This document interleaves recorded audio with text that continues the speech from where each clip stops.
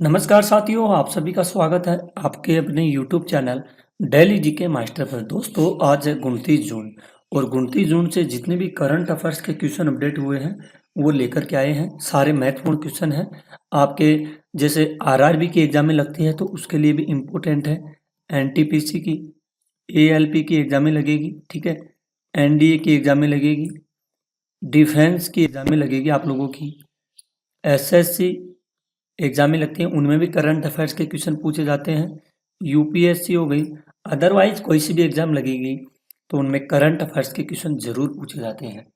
तो daily current affairs के लिए आप लोग हमारे चैनल से जुड़ सकते हैं और पीडीएफ पाने के लिए टेलीग्राम का लिंक डिस्क्रिप्शन में होगा, ज्वाइन कर लेना। पीडीएफ फाइल प्लस वीडियो मिल जाएगा। तो साथियों, वीडियो के एंड तक बने रहना। प्लीज दोस्तों, जल्दी से जल्दी अपने चैनल पर 5 के सब्सक्राइबर करवा दीजिए। कितने? 5 के सब्सक्राइबर करवाइए। काफ़ी मेहनत से वीडियो लेकर के आते हैं और क्लास को शेयर जरूर कर देना सभी के पास। तो आइए शुरू करते हैं बिना किसी देरी से पहले क्वेश्चन से। पहला क्वेश्चन है, विश्व विटिलिगो दिवस निम्न में से किस दिन मनाया जाता है? तो ये मनाया जाता है साथियों 25 जून को मनाया जाता है। विश्व विटिलिगो दिवस हर साल 25 जून को मनाया जाता है ताकि विटिलिगो एक त्वचा रोग जिसमें त्वचा पर सफेद धब्बे दिखाई देते हैं के बारे में जागरूकता बढ़ाई जा सके। यह दिन इस बीमारी से प्रभावित लोगों के प्रति समर्थन और स्वीकृति को बढ़ावा देता है। 2011 में इसकी शुरुआत हुई और यह वैश्विक स्तर पर विटिलिगो समुदाय के लिए एकजुटता का प्रतीक है। ठीक है, तो ये जागरूकता बढ़ाने के लिए विश्व विटिलिगो दिवस मनाया जाता है। सभी के पास ये पहुंच सके जो सफेद सफेद दाग होते हैं उसके लिए है। ठीक है,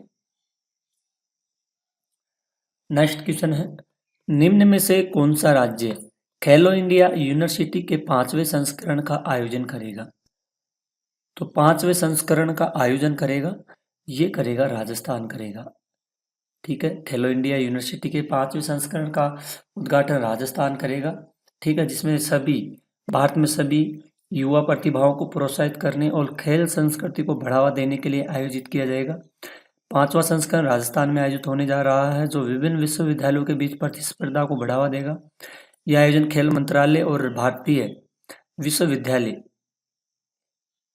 AIU के सहयोग से होता है। ठीक है, काफी इंपॉर्टेंट क्वेश्चन है, इसको नोट कर लेना।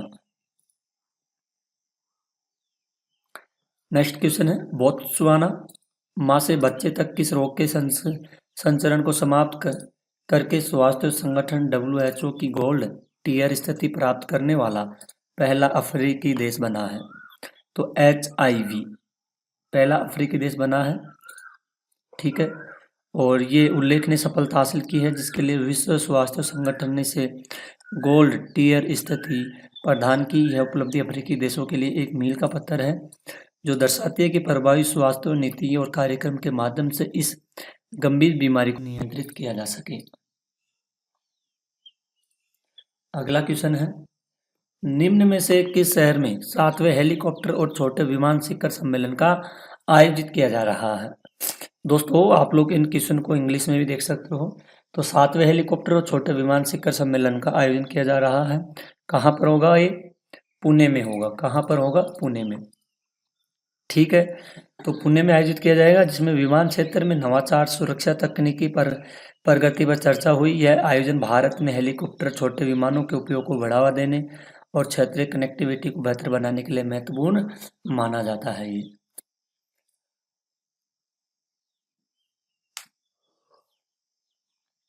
नेक्स्ट क्वेश्चन है, द इमरजेंसी डायरीज नामक किताब निम्न में से किसके द्वारा लॉन्च की गई है? एक किताब है द इमरजेंसी डायरीज नामक की किताब है।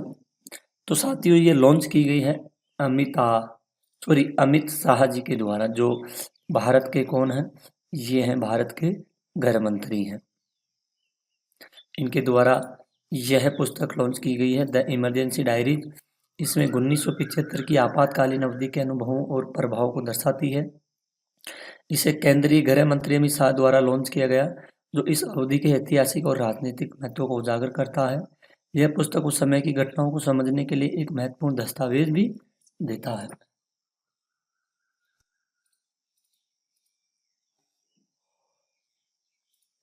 नेक्स्ट क्वेश्चन है,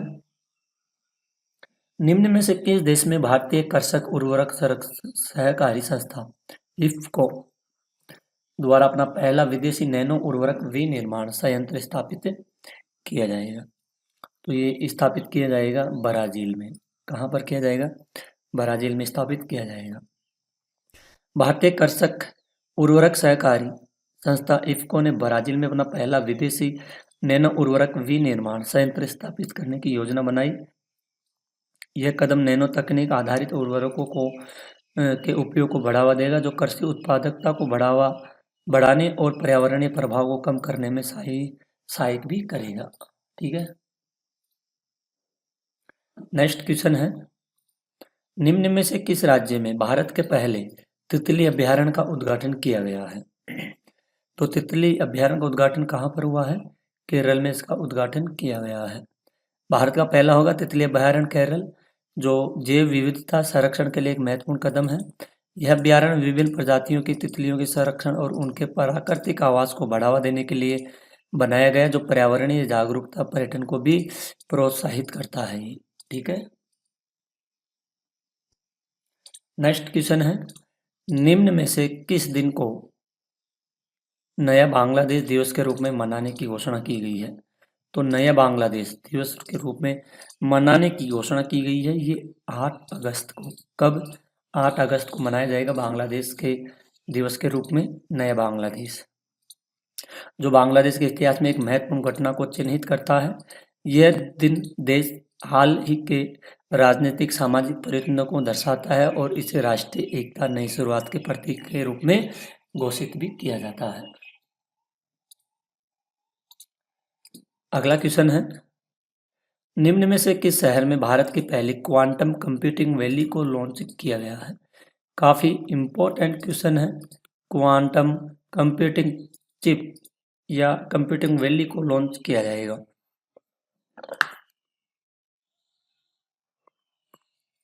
ये अमरावती में इसको लॉन्च किया जाएगा। कहाँ पर? अमरावती में होगा, जो क्वांटम प्रौद्योगिकी के क्षेत्र में अनुसंधान नवाचार को बढ़ावा देगी। यह भारत को वैश्विक तकनीकी नेतृत्व में आगे ले जाने और भविष्य की तकनीकों को विकसित करने में महत्वपूर्ण भूमिका भी निभाएगी। ठीक है। अगला क्वेश्चन है, किस राज्य सरकार के द्वारा हाल ही में शक्तिपीठ एक्सप्रेसवे परियोजना को मंजूरी दी गई है? ये भी काफी इंपॉर्टेंट क्वेश्चन है। शक्तिपीठ एक्सप्रेसवे को मंजूरी दी गई है, ये परियोजना है और ये मंजूरी मिली है महाराष्ट्र सरकार को। ठीक है। जो सरकार द्वारा मंजूरी दी गई, जो धार्मिक सांस्कृतिक स्थलों को जोड़ने की एक महत्वपूर्ण बुनियादी ढांचा परियोजना क्षेत्रीय कनेक्टिविटी पर्यटन को बढ़ावा देगी, साथ ही आर्थिक विकास में योगदान भी देगी।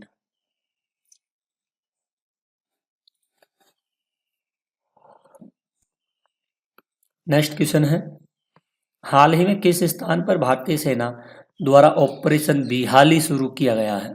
ऑपरेशन बिहाली, ये उधमपुर में एक ऑपरेशन चलाया गया है भारतीय सेना के द्वारा, ऑपरेशन बिहाली। जो बिहाली शुरू किया, जो क्षेत्र है सुरक्षा स्थिरता सुनिश्चित करने के लिए एक रणनीतिक कदम है। यह ऑपरेशन आतंकवाद विरोधी गतिविधियों और स्थानीय समुदायों के साथ सहयोग को मजबूत करने में केंद्रित करता है ये।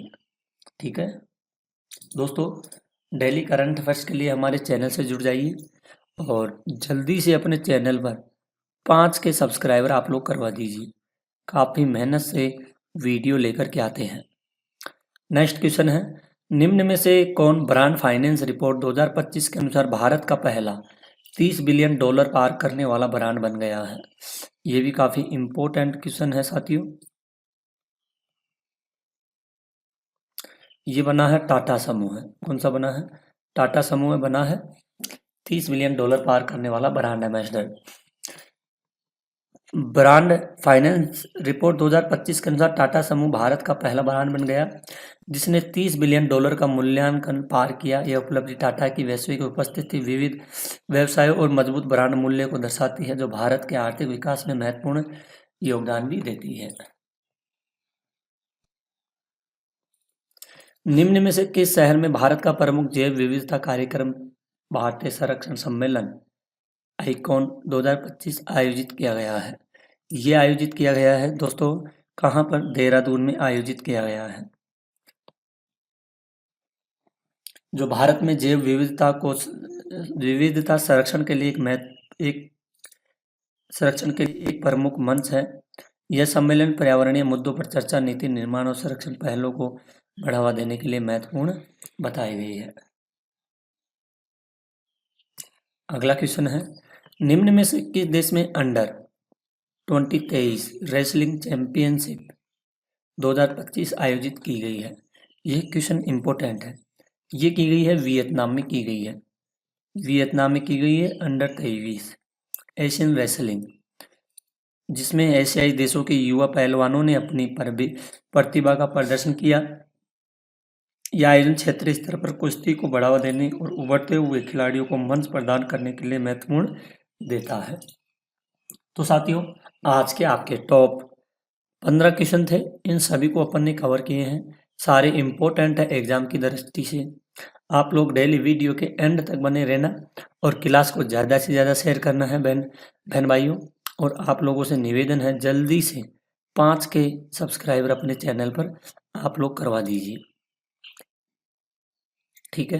तो साथियों, डेली करंट अफेयर्स के लिए बने रहिए हमारे यूट्यूब चैनल के साथ में। डेली करंट अफेयर्स की क्लासें लेकर के आते हैं जो सुबह 7 बजे डाली जाती है। तो दोस्तों बने रहिए, मिलते हैं एक और अगली न्यू क्लास में। तब तक के लिए धन्यवाद। जय